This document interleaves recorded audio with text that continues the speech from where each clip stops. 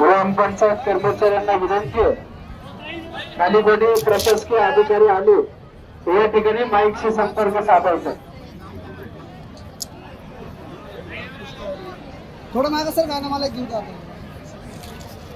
बारामती लोकसभा मतदारसंघाच्या लोकप्रिय खासदार आदरणीय सुब्रताई सुळे यांच्या वरती ग्रामस्थांच्या वतीनं मनपूर्वक हार्दिक स्वागत करतात.